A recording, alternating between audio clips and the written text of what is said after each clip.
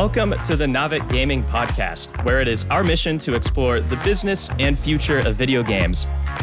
We bring together the industry's brightest builders, investors, and thinkers to keep a pulse on current events, dissect emerging trends in games, share lessons learned, and have a great time. This podcast is also part of Naavik's growing ecosystem, which ranges from free and premium research to consulting and advisory services. For more information, visit www.naavik.co. This episode is brought to you by Reforged Labs. In today's crowded market, it's harder than ever for mobile games to get noticed. Studios spend thousands of dollars and weeks sifting through data to find ad creatives that work. It's just too expensive and time-consuming, and that's why Reforged Labs exists. Reforged Labs uses AI to rapidly create video ads for mobile game studios like yours, helping you test and find a winning creative without breaking the bank. In 24 hours or less, Reforged Labs delivers ads that capture attention and elevate your game above the noise. Make marketing easy and fast with Reforged Labs so you can focus on building the game you love. To learn more, simply visit reforgedlabs.com or check out the link in the show notes. And with that, let's dive into the episode. Hello, and welcome to the Naavik Gaming Podcast. I'm your host, Nick Ovori. In today's episode, we are diving into the world of alternative app distribution with a focus on Aptoide, one of the largest independent app stores globally. They've got over 430 million users. They've got a library of 1 million apps and a cumulative 10 billion downloads. And you probably haven't heard of them, but you are going to hear about them today. Aptoide is interesting because it offers a unique platform both for developers and for users who are seeking alternatives to, of course, the mainstream duopoly of app stores, Apple and Google. And this is, of course, extremely topical, which is why we wanted to have this episode, because it's hot off the heels of the Europe's Digital Markets Act, which promises to break up the duopoly of Apple and Google, not just in Europe, but likely globally as well. It's going to have repercussions around the world. So to talk about these alternative app stores is Álvaro Pinto. He's the co-founder and chief operating officer at Aptoide. He has extensive experience in these types of operations and business development, and he has been one of the instrumental driving forces of Aptoide's growth and global expansion and getting to that eye-popping 10 billion download number, which kind of blows my mind. So, Álvaro, welcome to the pod. Great to have you here. Oh, likewise, Nico. Thank you for the invitation. It's a pleasure to be here with you today. Wonderful. Well, the pleasure's all mine. So this is an amazing story. I will confess, I'm one of those people who hadn't heard about Aptoide in advance of this episode. And when I started digging into the numbers and some of the metrics that you guys have been posting since I think you founded in 2011, it's kind of mind-blowing. The numbers are huge, and yet you're kind of flying under the radar. Maybe not so for longer, if you're going to be on the Naavik podcast, of course, we're going to blow everything up here. But let's talk about your background first, and then we're going to dive into Aptoide. What's your background? How did you come to start and found Aptoide in 2011? And what's your journey been over the last decade plus? Sure. So starting in the early days, first I've studied law, and then. But since the early days, I love technology, and I started programming with the first computers, and then I was able to, while I was at high school, I launched a bulletin board service with a friend. So we managed that for 2-3 years. And actually, while I was studying in law school here in Lisbon, Portugal, I spent 1 year developing a game, and I launched my own game. It was a Formula One game, Team Manager. It was something inspired in the game back in the days of, there was this computer quite popular in Europe called Sinclair, ZX Spectrum. And so I used to play a lot with my friends this game. And a few years later, I decided to develop the same game and launch it for the Commodore Amiga. And I launched it for Commodore Amiga. I sold a few copies of it, but it was fun, and I spent many nights playing with friends. And because I studied law, I started my career working actually for the Portuguese government, bridging technology and law, and trying to bring technology and digital solutions for all these different services in mainly in the Justice Department. And so I spent a few years there. And then I decided in the early days of the internet to launch my own company with a friend. And so we started the company back in 1998 to develop web portals, e-commerce solutions. And we did a few projects in Portugal, and we launched big e-commerce platforms for like the air company here, or a couple of the local TVs. And it was a great experience. Then we sold the company to a big retail store because we were developing a gamification solution for their their employees, and they wanted to have the technology and continue to develop, and they acquired the company because of that technology. So it was after that project that I was invited by Paulo, the other co-founder and CEO of the company, to join Aptoide. And this was in the early days of the smartphones. So back in 2007, it was launched iPhone. Then in 2008, it was the Android, the first Android device. And actually, the project started back in 2009. It was a summer internship. And the idea was simple behind it. Okay, there's this new platform, Android.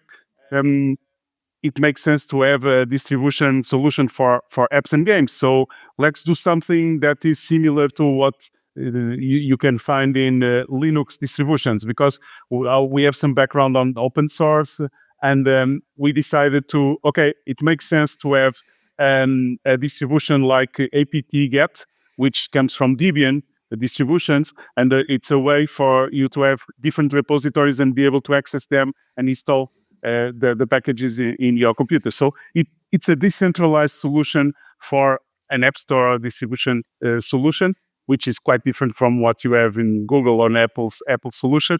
And it was the first concept. And on top of that, we wanted to make sure that anyone could have a store. It's not one single store. It's multiple stores like you have in the repositories of Linux. So the idea was simple: is okay, let's give the freedom for people to have their own store. You are a game developer, you can have your own store. You want to distribute some apps, you can do it. So that was the initial concept of Aptoide. So yeah, very early insight, it seems like you guys had into this idea. Of course, decentralization these days is very hot because of Web3 and crypto, and decentralization is the name of the game. But back in those days, that wasn't necessarily so obvious, and it wasn't. I don't think. I mean, I was building early mobile as well, and I don't recall there being a massive backlash to Apple and Google having essentially the gatekeeper role. It was just exciting to be able to build apps, and as a developer myself, it was thrilling to put it there and then have that big audience, right? That's the thing that they, of course, promise. I'm an iPhone user, and hence I have never looked at alternative app stores for Android, and hence I haven't heard of Aptoide. So long-winded intro there to the question: why did you have this insight? Why did you think it was needed? Your solution was needed, this decentralized solution that allowed any developer, whether it be game developer or app developer, to put something up there and then have essentially free access to consumers, but without the big distribution advantage, I'm presuming in those early days at least, that would have come with Apple and Google if you'd gone and built there. Yeah, sure. It was the early days, and what we realized back then, it was that, okay, this is going to be huge for sure. It's like everybody will have one of these devices, be it an Android or iOS, but Android definitely will grow, and this means that this will be a huge market. And we strongly believe that to have an open solution for distribution makes full sense. Again, because our background on open source, we love the idea of having something that, and actually the first versions we launched were open source, so everything was open source. Not only the platform itself, but also the native app. So the idea is, okay, anyone can pick it up and even improve it if they want, and pick this. So this gives much more freedom, and more than that, it gives space to innovation, which is actually something we feel it's still lacking in this market. So in the distribution of mobile apps. So we thought, okay, this can be something that democratizes the distribution of games and apps, and so it's accessible to anyone, and it makes full sense in this market that will boom in the coming years. So now we're about a decade and a half later into your life. Obviously, you've had a lot of success and have grown, I'm presuming, in ways that you couldn't even imagine back in those days. How has your original vision and the product evolved over this decade and a half since you first got going? I think looking back, so we what I think was always a priority for us, and was to build something exciting that we feel like, oh, this is exciting, this is innovative. So let's bring new trends, new technologies to the table. And we did several things along the way. So of course, first we launched this open source store, which was different from the rest of the world, with this distribution that was not decentralized. But then, just to give you a few examples, okay, with social media and social networks, we launched, for example, a timeline back in the days for people to follow their friends and see, okay, what are the trends? What are my friends playing? So something that was similar to social media and social networks, and we thought, okay, this makes sense in this context. Or, for example, we embraced blockchain in the early days, and we launched our own token and tried to solve several of the problems we were facing in the distribution of games and apps. So just to give you examples, nowadays, for example, of course, we are focused on AI. So we always try to bring innovation to this market. And I think this is a big differentiator, I would say, comparing with other platforms or the incumbent platforms. Yeah. We're going to talk about your numbers in a second because they are huge and really impressive. I'm curious, where do your users come from? Do they come with a certain philosophy in mind? They're open source enthusiasts, or they're decentralization enthusiasts, or blockchain enthusiasts? These days, obviously, back in the early days, that wouldn't have been a thing. Or is it just it's just the average person? They're just looking for apps and they stumble upon Aptoide and they're like, oh, this is cool. There's a whole bunch of stuff here. There's a million apps I can access. Where do your users come from, and how has that changed over time, over the decade and a half you've been around? Yeah, sure. So we in the early days, most of our users were coming from some countries in Europe. For example, Spain in the early days was our top market. Then it shifted a little bit to LATAM, and then it started to become global. And so, for example, in 2015, 2016, we opened 2 offices in Asia because we were seeing a boom of users in Southeast Asia, and we decided to open an office there. There we saw also the opportunity, okay, to partner with Chinese companies. We opened another office there, so it's expanded to the rest of the world. And nowadays, of course, the most important markets for us are US and Europe, and because there's 2 different audiences. We see users and paying users or gamers that are paying, and mostly the users we are paying in our platform are gamers, and most of these users are based mostly US and Europe. In terms of the rest of the users that get games and also other apps from Aptoide, they are quite spread in different geos across the block. Yeah, I mean, the numbers at the start, I rattled off almost 500 million users, which, by the way, I don't know how you measure that. Is it 500 million lifetime users or monthly actives, or just No. out of curiosity, how do you measure that? Yeah, this is the yearly number of users combined, and we have a platform that aggregates different distribution channels. I can explain, give you more details on that, but so this is the yearly numbers in that platform. Got it. So yeah, so about 500 million users a year, which is huge, and then 10 billion downloads. What have you guys done to help drive this? You mentioned, it sounds like early on it was kind of organic, and it kind of changed by geo, presumably because of adoption rates of smartphones and things like that in the early days. And it's always good to be early, not too early, but it's good to be early. Over the years, then, what have you been doing in order to drive those numbers to get to that nearly 500 million a year and 10 billion downloads? So different things. When in the early days, as you were saying, it was mostly organic, and people were excited about, okay, let's have my own store. Or, for example, we had several apps and games that were not available in Google Play, for example, because of Google's policies, they were not there. It was not spam. It was not malicious apps or games, but were in a gray area for them, and they were not allowed to be distributed. So we supported those. For example, that was one of the drivers of our growth. So we were able to grow in the early days because of those apps. Then we shift, and the shift happened between 2018 and 2019 because we launched our own token. We start to be more focused on IAPs, in-app purchases, and monetization through that. And so we launched our own solution for IAPs in the early days, backed in blockchain technology in our token. And we started to be more and more focused on gaming. And nowadays we are much more focused on gaming than in other categories of apps.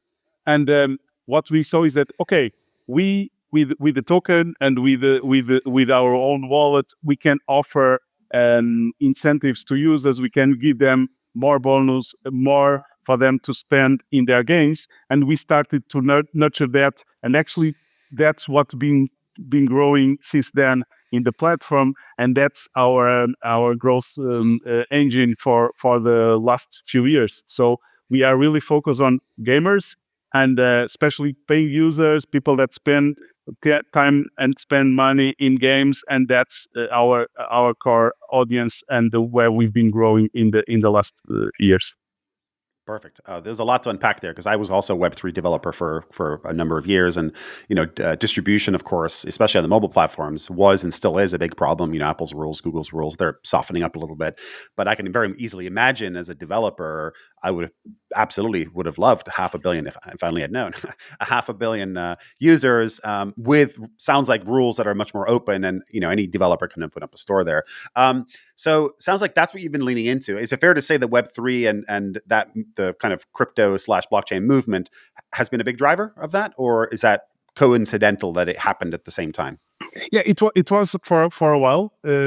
Nowadays, it has a role, but not so strong and so relevant as it was back in 2018, 2019, because we launched our token in 2018 and AppCoins, and the idea behind it was also to be able to have a solution for in-app purchases and payments in games and apps, and based on blockchain technology, again, decentralized and accessible to anyone.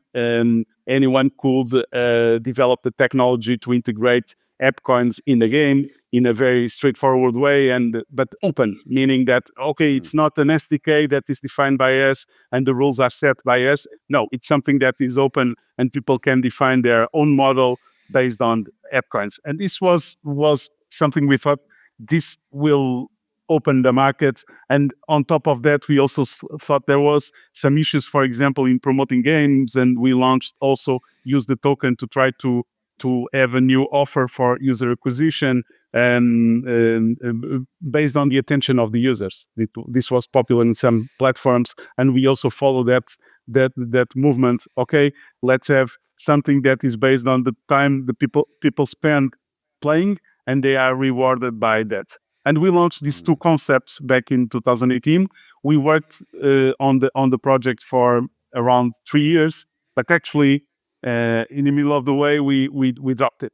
And we dropped it because we understood that although the technology made full sense on paper, there was some constraints in terms of what was available for us to be able to scale and have something that cost-wise, because we are talking about many times about micropayments, that it doesn't cost a fortune to the user, and it's scalable in a way that we have thousands and thousands of transactions in a minute, for example. And so we were unable to accomplish that with the technology that was available at the time, and the one we tried to develop, but even trying to partnership with other third-party companies and projects. And so we somehow dropped it. And nowadays, we have our own wallet, our IP, but we are based in more traditional ways of payment and processing payments. Well, I have a whole line of questions on AppCoin later on, so we'll talk about it when we get there. But I'm really curious to hear more about how it works and what it offers for developers. I know you've touched on some of that already, but I want to get kind of deeper into it. But in the meantime, I want to talk a little bit about what's your revenue model. and whatever you're able to share. I would love to hear about kind of top line numbers and anything that you're able to share. I understand, of course, if you Sure. yeah. And so in the early days of the company, our revenue stream was mostly coming from advertising, and we shift this back in 2016, 17, and we start to develop the our billing solution for in-app purchases. And currently, that's the main source of revenue for the company. It's in-app purchases, and so we developed our own solution for payments, covering payments across the globe. So of course the more standard ones, but also local payments. And so we provide a wallet that is very easy to use and very convenient to any user across the globe, and can get their items, their in-app items, and that also have a gamification engine to provide them more bonus and more credits for them to use in games and apps. So that's the main source of revenue nowadays. Okay. And are you able to share anything about the kind of the magnitude of any numbers, specific numbers? Our audience is very likes data, as do I. So whatever you can share, I'd love to hear about that. And then the second piece there, which is tied, is it sounds like the model is very similar to the actual, to Apple and Google. You're taking a percentage cut of each transaction that happens, and of course you provide the payment infrastructure, which means that they have developers and users have a very easy time of it. What is your percentage cut, and has that changed over time? What does the developer economic model look like versus the Aptoide economic model? Sure. So we first on the numbers. So last year we transacted a total of around 87 million US dollars in our platform, and so in the early days the revenue share model was more beneficial to developers, was 81-19 to us, and comparing of course with the 70-30, and then we shift to, like 2 years ago, to 75-25. So then we have some also, for example, we provide a solution for developers to do direct distribution, direct to consumer.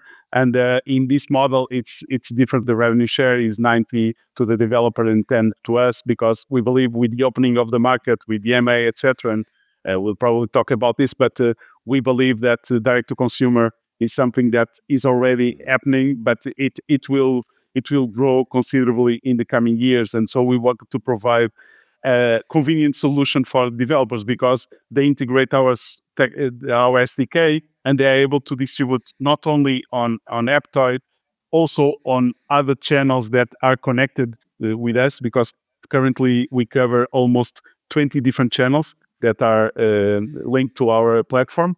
And so the developer does one integration, and it distributes across all these channels, but also he can, for example, do his own acquisition or promote his game in his own website and use our direct-to-consumer solution with the same build of the game. So this is it's more convenient, it's easy to use, and we believe it adds value for the developer. So one single integration covers multiple channels. I mentioned at the start you have 1 million apps, and if you have any updated numbers, I'm happy to hear about them. I'm presuming, but you correct me if I'm wrong here, that the distribution of the revenue is probably a power law distribution, where a small number of your games, sounds like mostly games, are generating the vast majority of that revenue. And then there's kind of a longer tail that tapers off.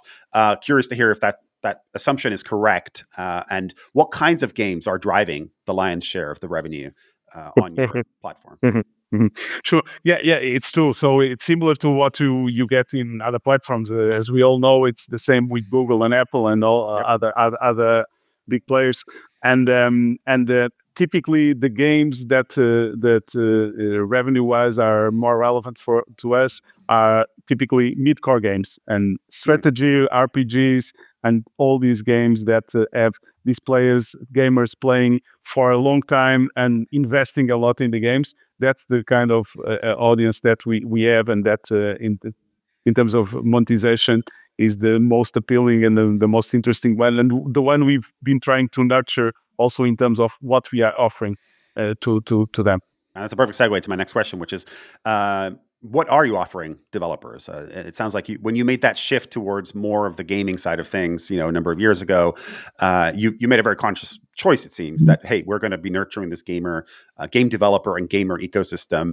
I'm sure not at the expense of other developers. I'm sure you still support them, but it sounds like most of the tools you've been building have been for game developers. What exactly are you providing these developers in terms of revenue generation abilities, app visibility, distribution, reach? Obviously, you talked quite a bit about the decentralized nature where, it's not just on Aptoide, but it's not a walled garden. You can go direct to consumer as well. What are you offering developers that is unique to you and not available to other developers on Google Play or iOS? Yeah, one thing that we really realized a few years ago was that, it's a big challenge to propose to game developers, a platform where, even though we reached very respectable numbers, it's still far away from Google and Apple.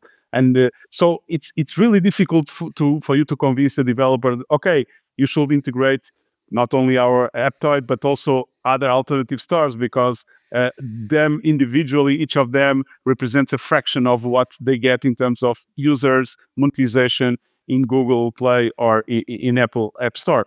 So we came up with this solution. We called it back in the days Catapult, and we launched this platform where it's like a one-stop shop where developers sign up, submit their games, they do one integration, and then they can decide where to distribute. And so what we are trying here with this platform is to connect between the developer and these multiple channels in a way that they have access to a dashboard where they can see distribution per channel in a single dashboard. They can see the monetization across these different channels in a single dashboard. And that's one of the things we developed in the last few years, that it's different from what you get in other platforms. So first, this one-stop shop. Then, of course, we provide multiple services direct to consumer. It's just an example of something we came up recently. And so we added also in terms of service for developers to have a easier life in distribution in alternative stores. And in terms of promoting these games, we work not only in the promotion of an Aptoide, but also in all these different channels. So we are connected with the different stores, for example, from Xiaomi, Oppo, APK Pure, one store. We distribute to all these channels. And when we launch the game, we make sure that our plan for promoting the game not only covers Aptoide, but also these multiple channels. And this is quite convenient because, to go one after one for developers to reach all these channels and to, engage with them, do their integration, talk with the different people across the different channels to promote the game. It's a heavy load. So this means that with this platform, it's very easy for them. We take care of that part, and so the distribution across the multiple channels and the promotion becomes quite straightforward for the developers. Okay, so yeah, because distribution, of course, is one of those big issues that all developers face. You can't just say if you build it, they will come. You need to do the hard lifting on the distribution side. The other flip side of this is also, I think we mentioned AppCoins a few times now, and you're very early to blockchain technology. You predate the big crypto boom. I think you mentioned 2017, 2018. Yeah, so that's pretty early, and that's definitely that was in the middle of that crypto winter, and we hadn't yet gotten to that next crypto phase of wild enthusiasm, another round of tulip mania. So tell me a little bit about what motivated you to go down this path. What did you see that many others didn't see about blockchain technologies at that early stage? Because it was still very raw. I got into crypto in 2016, so I remember very much how hard it was, and wallets were a nightmare, and scams were, rife. Everything was it was the Wild West, and to a certain degree it still is, but then it really was the Wild West. What made you think that this is something developers would embrace? What made you think that this is something that they would trust or even understand at that point in time, when it was really that early and the word crypto was used mostly as a derogatory term, at least in that time frame. Well, we were, to be honest, there was nobody was sure about what's the future of this. Is this going to resonate with developers or even users? We really don't know. What we know is that the concept behind it, it's a new trend, and the concept behind it makes full sense to us. And we strongly believe that in a market that has two big players, if you want to change things, you need to come up with something that is innovative and, of course, disrupts the market. And blockchain was about disruption, so it made full sense to us to to try to bring something that would make the payments in the app economy different from what was proposed by these big players, and the distribution and acquisition completely different, and with something that eventually they could follow if they see, okay, this is definitely the future of distribution. But as you know, it's the innovator's dilemma, and it means that they will take time. So let's take the opportunity and be pioneers on this. That was what we felt at the time. But of course, as all of the pioneers on the blockchain, nobody really knew if this would work or not. And we strongly believe that it will. Today, it's still, although we dropped the project, somehow we still believe in it, and we are open to explore new ideas based on blockchain. As soon as we feel that the technology is there, we have the means to do it and to make something that can scale based on that concept. Yeah. What kinds of technology decisions did you make around that time, around AppCoins? Is it Ethereum based, the ERC20s, or is it your own proprietary technology? Yeah. Tell me a little bit more about the kind of under the hood, in the weeds technical stuff that you guys looked at and chose. Yeah, it was I would say we follow a more conservative path, because we went to Ethereum network and ERC20 tokens, and because we knew, okay, we have these big challenges of trying to disrupt the distribution. So that's enough for us to think about and to spend our time and our effort and our teams. So we decided, okay, let's follow what is the trend here. And even because we saw that, okay, in terms of technical solutions, there's more options here. So let's follow this, because this is still emerging. We are still not sure that this is solid ground. So let's make sure that we follow the majority of the projects that are appearing, showing up, so to make sure that we benefit from all the improvements this will get earlier probably than other platforms or the other solutions. So that was our path and the decision we made back in the days. And what's next for AppCoins then? Where are you taking it, if anywhere? Sure. And I think so. What we see today is quite interesting, because we've been in the market for almost 15 years. The company started back. I didn't explain this, but the project was started in 2009, but the company actually started back in 2011, and that's when we incorporated Aptoide. And but it's interesting to see how the market evolved. And okay, it was a long journey and a tough one for sure, because it's not easy in this market and with the big competitors that are in place.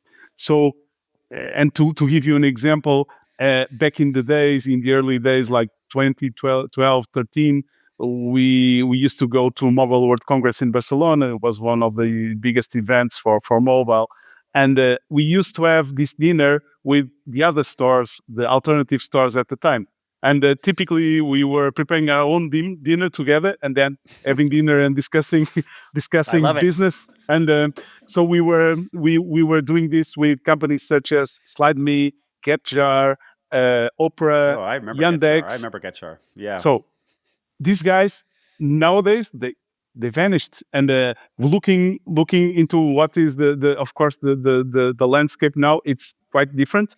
But to say that it was really difficult for companies to survive in this industry and in the distribution, of mobile games and apps. And but we feel that things are changing for the first time, really changing. And with DMA and all the changes from regulators and the push from regulators, and we've been engaged with the regulators, especially here in Europe, for a long time. We see that clearly the market is opening. And just to give you an example, we launched this year our game store for iOS. And well, this was impossible until 2024. So it took from 2027 to 2024 to be able to open the market and to be able to have an alternative game store in iOS. It's still not there. There's friction. There's, of course, challenge ahead. But what we are seeing is that this is moving fast, and the pace is faster nowadays. We see, for example, in the last couple of months, so many news about things that will probably happen in the coming months that will reshape this industry. That we strongly believe that the coming, we have tailwind, and in the coming years we have a huge opportunity. Of course, we will also have more competitors, but right. Yes. we think this is healthy and it's good. And actually, that's good for us. We want to have more. We want for developers to consider alternative stores. And if we are pitching this to developers by ourselves alone in the market, it's not easy. We believe that having more players in the market helps this, and it will become healthy. And the market is so big that there will be space for different stores, different distribution models, and even niche stores can make a lot of money across the globe. So it's not an issue, and we believe that the market will be reshaped in 2-3 years. In 2-3 years time. Yeah. I know you've been a big proponent and have been involved, actually, it sounds like, in the process of opening up the markets, especially in Europe. Tell our listeners a bit more about how you've been pushing this, who's been involved in these efforts, how long has it taken, how hard has it been to get to this point? And then we'll talk a little bit more about what you see happening in the future. You just touched on it a little bit there about what you think is going to happen in the next 2 to 3 years, opening up competition and so on.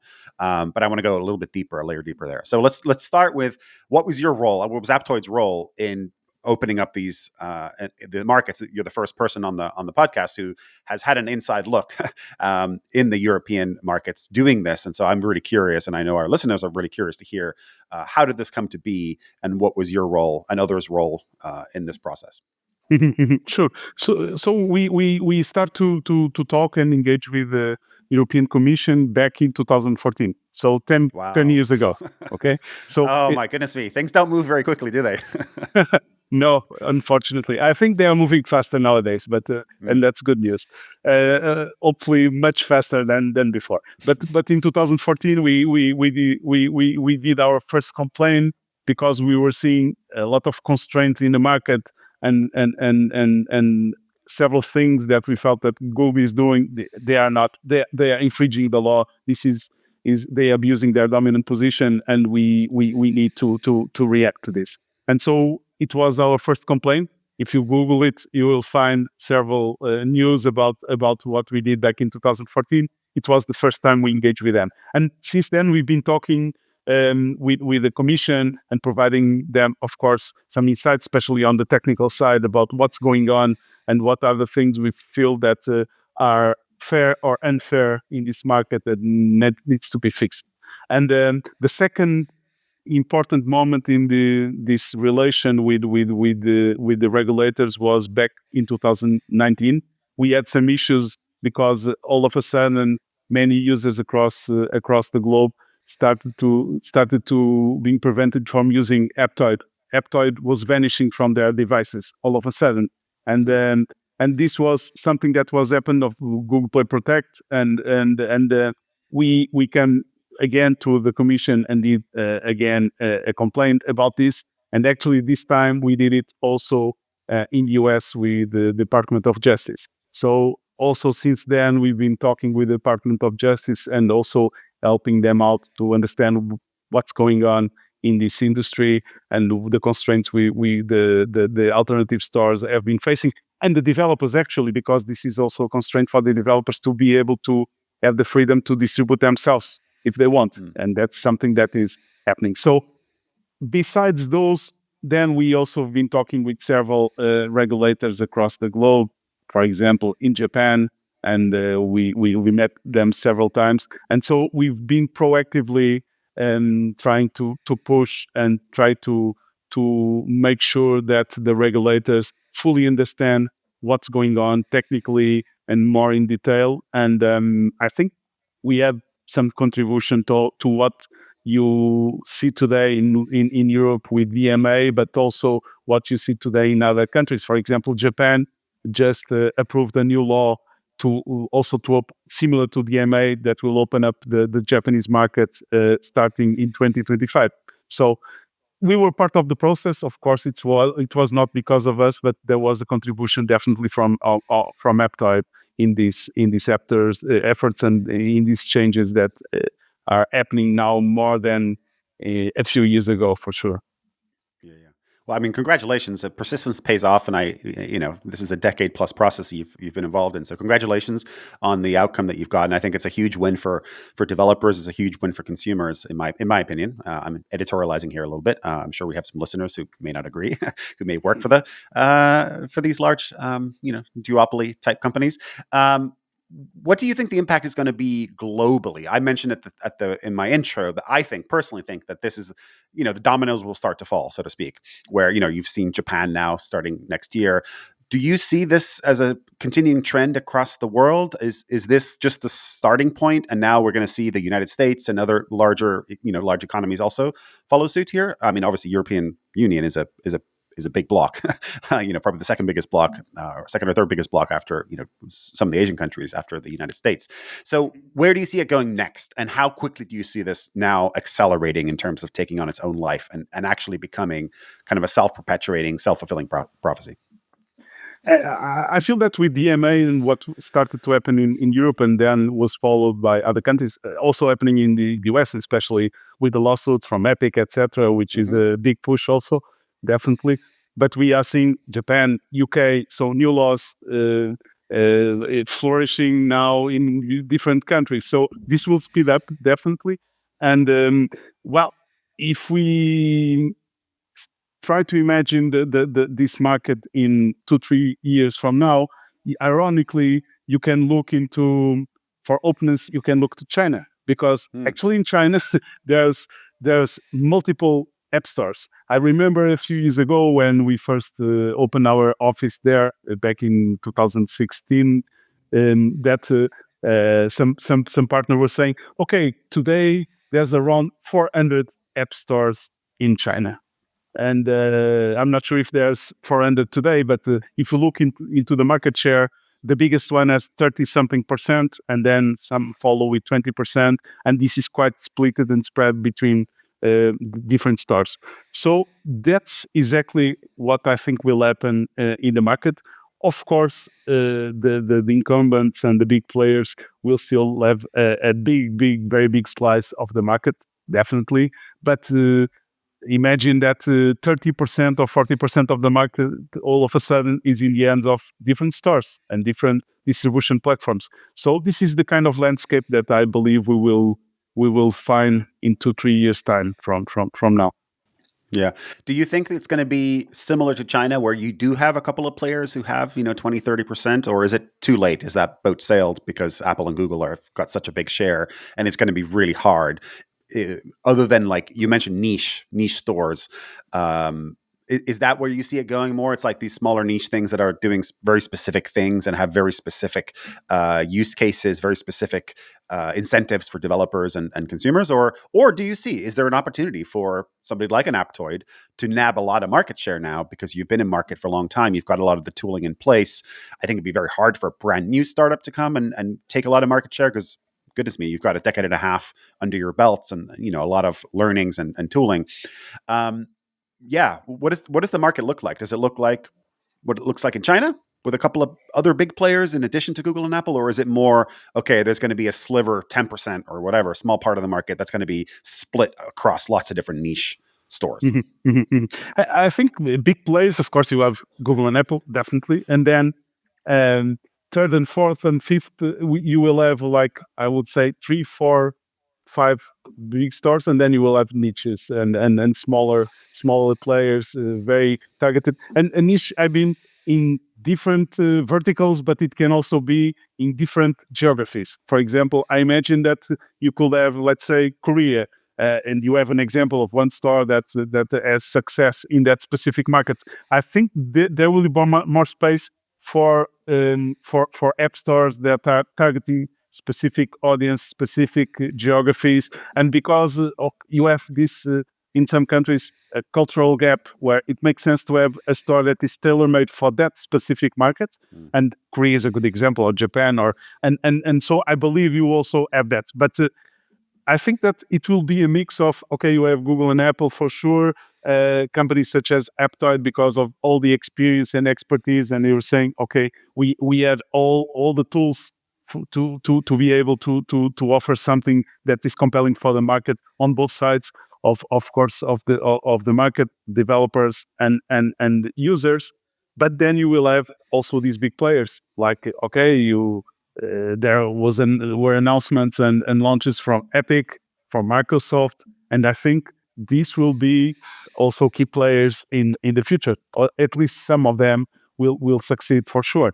And then the investment they are willing to make in this market is considerable, and I believe that they will have a relevant share of the market. So I would say that you will have 4 or 5 at least more stores on top of the two incumbents. One thing I know that you guys focus on a lot, and maybe this ties into some of the specific things that you can do for developers. I know you're known for prioritizing user privacy and also reducing geo restrictions. Why has this been a focus of yours, and how does it benefit users and developers compared to other app stores? So I think so. In the early days, those two things were really compelling and were a key differentiator for us to succeed compared with other stores that were there in the market in alternative stores. So one, geo restriction. So because we were an open platform and a user-generated platform, meaning that people could upload content to the platform like you can do in YouTube. Same concept. This meant that there many times we had like apps that were not available through Google Play, for example, were available to users in a specific market through our platform. And this was relevant because, of course, many times companies decided not to distribute or for some reason was not available, and we could give access to users. And this was a use case that definitely made some difference. The other one is that since day one, because Google and Apple are always saying, okay, we are a very secure platform, so we are a safe harbor for users, and which is actually true. They are quite safe, but for example, I remember we had some study from a Japanese university a few years ago comparing different stores, and we were at the time, like 3 years ago, at the same level as Google and Apple in terms of security. So we were scanning everything, making sure that all the content that we have is safe for users, and so with practices very similar to those two companies. But on top of that, we also think that it's important for the privacy of users. And one of the things we do, for example, of course, we don't use the data from users to any other means, to any other to use in other platforms or that we have. We are only focused on this industry. But on more important than that, for example, if you want to download a game or an app from our platform, you don't need to sign up with us. We don't have any information about you. We don't collect your data and keep it in our servers. Actually, our policies try to keep as less as possible information, because we think this in order to respect users, but also to make sure that okay, all systems can fail, and we don't want to have this exposed in any ways. So we strongly believe that having, of course, we need some information for sure from users, but not trying to collect it is really a key part of what we do, and we make sure that we have minimum information about users. So we try to protect this as much as possible. One thing I forgot to ask earlier on, and I was inspired because you just mentioned a lot of the work that you seem to do to make sure that it is secure. I mean, obviously, it doesn't come for free, and you need a team to do that. How big is your team? You mentioned offices around the world. How many offices do you have, and how many employees are working? And roughly the spread across the different functions. Whether it's marketing or engineering or product or whatever. Yeah. And so in total, we are 100 people. Most of the team is based in Portugal, different regions, because we with a hybrid policy, people can live anywhere in the country. We have some also living abroad, but mostly living here in Portugal, Portuguese and foreigners. And then we used to have an office in Singapore. A couple of years ago, we decided to close. It didn't make any sense anymore because we were growing back in the days a lot in Southeast Asia. Now is not so much of a growing driving a growth geography. So we decided to close that one, and we keep one in an office in China. So currently we have two offices on in China. Is more about engaging with developers, especially game developers, for sure. And the industry there is huge and growing. And but also with partners, meaning, for example, device manufacturers that are relevant for us. For example, to bring more channels and more opportunities to the developers in our platform. And in terms of split, our marketing and biz dev teams are very small ones. We are talking about in total maybe 10 people, and most of the team is technical team, engineering, but also product team. So the biggest teams we have within the company are the product, different products. So the App Store, of course, the wallet is the second product, and Catapult, which is now it's being rebranded as Aptoide Connect. It's the platform for distribution across multiple channels. Then we have everything: infrastructure, microservices, and app technology, developing like the SDK and all the technology. For example, the platform that validates and curates content is developed by this team, AppTech. And so they make sure that, the content is all screened in our platform. Typically, everything is automated, of course, sometimes with user intervention, but this is also a key part. All the back-end part of the store is quite relevant, and actually people sometimes don't realize how much is going on in the background on an app store. It's not only about the front end; there's a lot of services behind, and it's quite a quite complex operation. And talking about complexity, you're also now available on web. You're on TV or some TV, smart TVs, and automotive platforms as well. I'm guessing Android Auto / something like that. Tell me more about those initiatives. It seems like you've got your hands full with your core technology and the core product, the App Store, but you also have these pushes into alternative channels like TV and cars. It sounds like. So, what's the thinking behind that? How does that help developers and consumers? And how big a part of your business are they? And how big do you see them becoming in the future? Sure. So Aptoide TV is an old project. So we launched in the early days of Android TVs, and it's been in a plateau. It's not something that is growing, to be honest. Nevertheless, it helped us also to reach more users and to be more compelling to developers, because it's another channel, and you can also distribute with us for Android TVs. The automotive market, it's a different story. So we back in 2019 we did a joint venture with a big company called Faurecia, which is one of the biggest top 10 suppliers of the automotive industry. It's a French company, and because they understood that we really need to move into digital. It's not only about building tires and stuff like that and bumpers, and it's more about digital now, and we need the help of someone that really knows this business. So we did a joint venture for the automotive, And it's a very interesting project because definitely the digital experience is expanding inside cars, and this is with connected cars, and the digital experience is nowadays more relevant than many other things. You look into the advertising of cars today, and they are all about the digital experience, not so Yes. much about the car. So Yeah.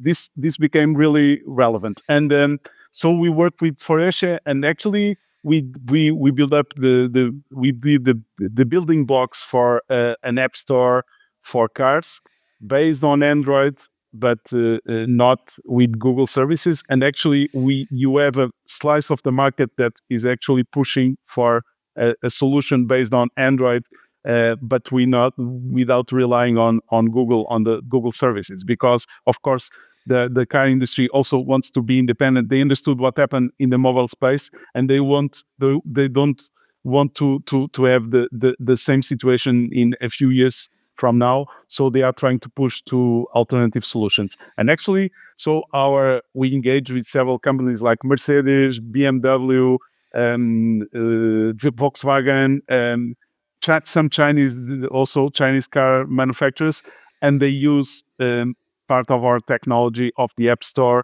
or of the distribution platform to provide content to users in cars. So in a nutshell, I would say that, okay, for us, we see distribution as something that can reach different markets. And if we see an opportunity there, if it's something that benefits on one side developers and gives them more reach in terms of engaging with users, it makes sense to us. It also makes sense for us to, given our expertise and our experience, to provide a solution, for example, in cars, which is the challenges there might in some ways be different, but the bases are the same. So it makes sense for us to expand and to also to take benefit of what we acquired in terms of technology and know-how.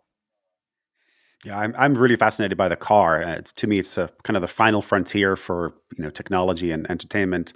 And fun fact, I co-founded a company in 2018 called Drive FM, which was making voice powered games for the driver of the car. And it was going really well until the pandemic hit, when nobody was driving anymore or in their cars. But what was the most frustrating part about that was exactly what you're describing, which is we were completely reliant on Apple and Google approving our app, our product, for CarPlay or for Android Auto, and they didn't, because they didn't have a games category, because we were like way ahead of our time. No, we don't play games in cars, right? It's too dangerous, etc. But we're like, well, it's a voice game. You don't have to look at the screen.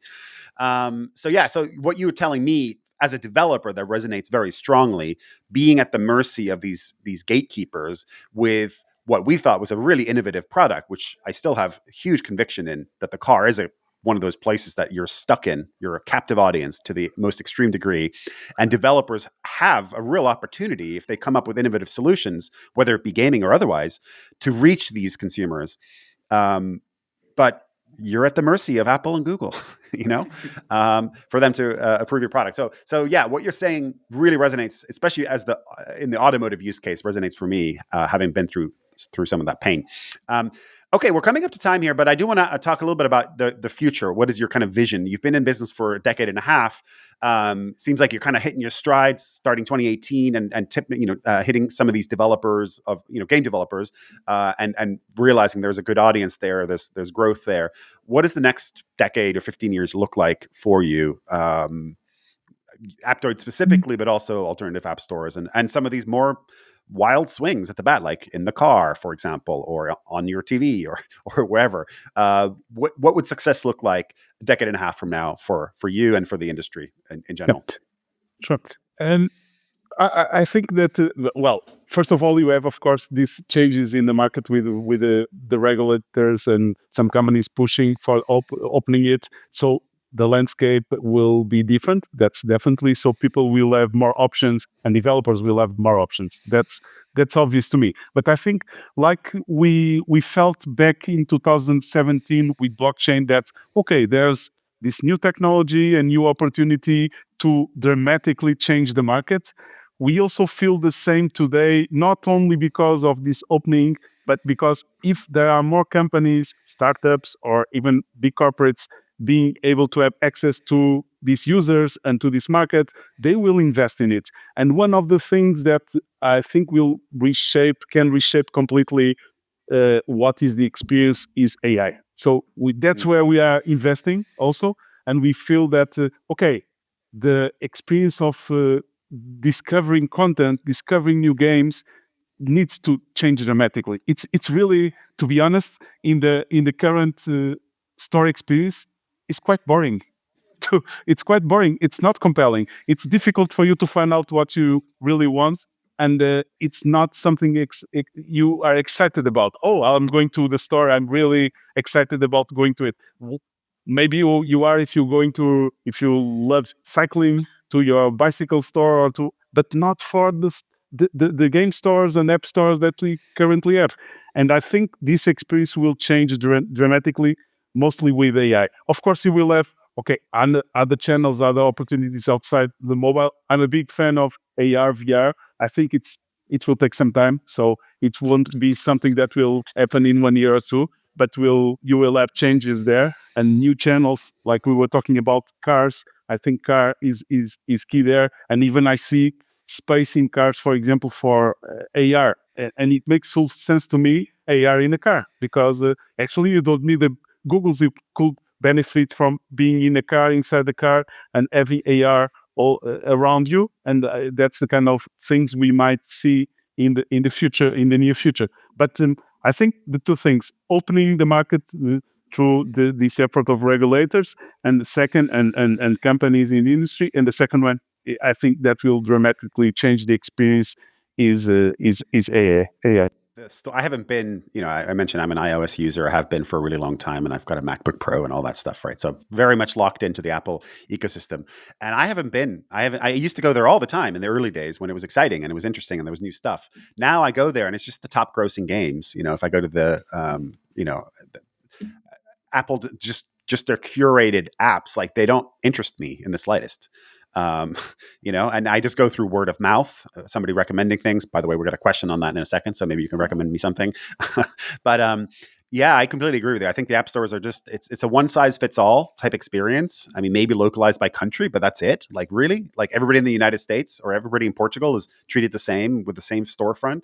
That doesn't make any sense, I think, in this era of personalization, and especially now that you have AI that can actually figure out very quickly what you're into and what you're not, and surface things that are both maybe you'll like, but also by kind of left field things that Apple would never feature in the App Store, or Google Play would never feature in the App Store. So really interested in seeing what that looks like. And I don't think we can yet imagine exactly how many changes and how big a change that might bring to the storefronts. So very excited. I mean, most web stores are doing this already, right? Like if you sell on the web and you're like a niche, like you sell certain kinds of shoes or whatever, they're already doing this, right? Because they know that you need to be personalized for your consumers and you can't do one size fits all. And yet somehow, even though it's digital, that's where we're furthest behind, arguably. Yeah. We should be in the front line of innovation in that aspect, but we are not. I completely agree. You're preaching to the choir here. Okay, well, we are a gaming podcast, and so I have a final fun question, hopefully fun question for all of our guests. And that question is, what 3 games are you currently playing or are most excited by for, in the future? Okay, sure. Well, actually, I wouldn't say that. Nowadays, I used to play a lot, and the game I played the most in my life was StarCraft with friends, and great choice. I was crazy about it. Nowadays, I would say that I test games. I don't play them because, well, on Aptoide, and currently, for example, the ones I installed in the last few days were games that came in to our platform recently. And one example is the Lord of the Rings from NetEase. It's a new game that they launched, and it came to our platform. So just playing it to understand the mechanics of it, and also the IP part. Top 11, which is from Nordeus. Soccer Manager. Huge Football Manager fan. Oh, really? Okay. We don't have time for this story, but I saw football. I'm going to tell this anyway. Sorry, folks. So I was at Zynga, and I always love to bring a story from Zynga from my past, early Zynga. And I remember seeing Top 11 when it first launched on Facebook Canvas. This is pre-mobile. This is pre-mobile app stores even. And I saw the engagement rates. And in those days, I can't remember what the name of the service was, but it was the one that was bought by Facebook so that they could like have all the insights into what's going on. But at that point, the service was free to use, and it was available for any developer. And I remember seeing the engagement rates for that game. And by engagement, I mean DAU over MAU, right? And it was like 70, 80% DAU over MAU, which is as high as Facebook, as high as like a top social product. And I tried to get Mark Pincus to buy the company because I was like, I guarantee you this thing is going to be a big hit. Like this is going to be huge. Like these engagement numbers don't lie. And I'm pretty sure we could have got them relatively cheap at that point. And Mark Pincus famously doesn't like sports or sports games. And so he was like, no, we're not doing it. And then of course, fast forward to, where we are today. And of course they're huge and they've got Jose Mourinho as their app icon and all that kind of stuff. So anyway, sorry to hijack your three games, but boy, when you say like Top 11 and Football Manager, that genre, like that's one of my biggest, most beloved games. And I've put in thousands of hours on Football Manager. Okay, wow, sorry. That's great to know. And I will pick several others that I'm testing. But for example, Zombie.io, it's a small game, but it's a game from Joynet Games. So the guys of Legend of Mushroom, and which was a big hit a few months ago in the beginning of the year, and also was one of the games we launched on our platform. And they've been launching several other games, and we've been following that and also launching them in our platform. So those are some examples. But again, I'm mostly testing games nowadays than playing them and spending real long time playing them. Typically, I shift from one to the other. That's it. All right. Okay. Well, at least you're still getting to play games. I do think that it's important to stay youthful and stay young and have fun and play games. And I think that if all of us played more games, the world would be a better place. But anyway, on that note, I just want to say a huge thank you for coming on the pod today. Like I've just really enjoyed talking to you. I've really learned a lot. I'm fascinated by this world. I started digging into it after, I learned about Aptoide and I was like, oh, wow. Like, these numbers are legit.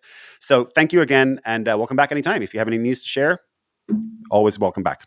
Thank you, Nico. It was a pleasure. Thank you very much. Of course. And as always, a big thank you to all of our listeners. We'll be back next week with more interviews, more insights, and more analysis from the weird and wonderful world of gaming. So until next time, friends, feel free to send me questions, guest recommendations, and comments. My email is nico@naavik.co. If you enjoyed today's episode, whether on YouTube or your favorite podcast app, make sure to like, subscribe, comment, or give a 5-star review. And if you want to reach out or provide feedback, shoot us a note at podcast@naavik.co or find us on Twitter and LinkedIn. Plus, if you want to learn more about what Naavik has to offer, make sure to check out our website, www.naavik.co. There, you can sign up for the #1 games industry newsletter, Naavik Digest, or contact us to learn about our wide-ranging consulting and advisory services. Again, that is www.naavik.co. Thanks for listening, and we'll catch you in the next episode.